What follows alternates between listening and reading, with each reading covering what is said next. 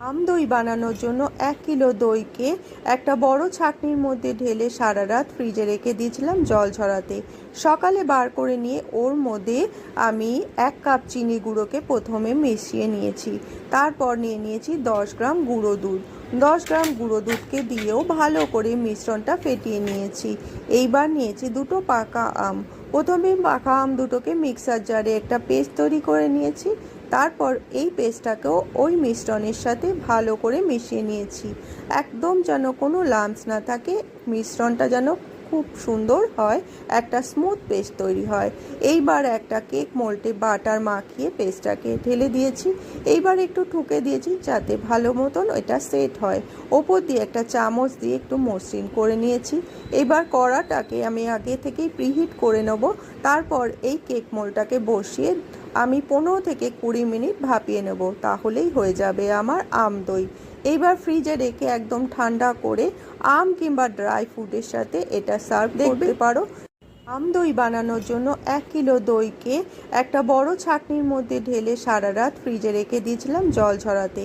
সকালে বার করে নিয়ে ওর মধ্যে আমি 1 কাপ চিনি গুঁড়োকে প্রথমে মিশিয়ে নিয়েছি। তারপর নিয়ে নিয়েছি 10 গ্রাম গুঁড়ো দুধ। 10 গ্রাম গুঁড়ো দুধকে দিয়েও ভালো করে মিশ্রণটা ফেটিয়ে নিয়েছি। এইবার নিয়েছি দুটো পাকা আম। প্রথমে পাকা আম দুটোকে মিক্সার জারে একটা পেস্ট তৈরি করে নিয়েছি। তারপর এই পেস্টটাকেও ওই মিশ্রণের সাথে ভালো করে মিশিয়ে নিয়েছি। একদম যেন কোনো লাম্পস না থাকে, মিশ্রণটা যেন খুব সুন্দর হয়, একটা স্মুথ পেস্ট তৈরি হয়। এইবার একটা কেক মোল্ডে বাটার মাখিয়ে পেস্টটাকে ঢেলে দিয়েছি। এইবার একটু ঠুকে দিয়েছি যাতে ভালো মতন এটা সেট হয়। ওপর দিয়ে একটা চামচ দিয়ে একটু মসৃণ করে নিয়েছি। এবার কড়াটাকে আমি আগে থেকেই প্রিহিট করে নেব। তারপর এই কেক মোল্ডটাকে বসিয়ে আমি 15 থেকে 20 মিনিট ভাপিয়ে নেব, তাহলেই হয়ে যাবে আমার আম দই। এইবার ফ্রিজে রেখে একদম ঠান্ডা করে আম কিংবা ড্রাই ফ্রুটের সাথে এটা সার্ভ করতে পারো। আম দই বানানোর জন্য 1 কিলো দইকে একটা বড় ছাঁকনির মধ্যে ঢেলে সারা রাত ফ্রিজে রেখে দিয়েছিলাম জল ঝরাতে। সকালে বার করে নিয়ে ওর মধ্যে আমি 1 কাপ চিনি গুঁড়োকে প্রথমে মিশিয়ে নিয়েছি। তারপর নিয়ে নিয়েছি 10 গ্রাম গুঁড়ো দুধ।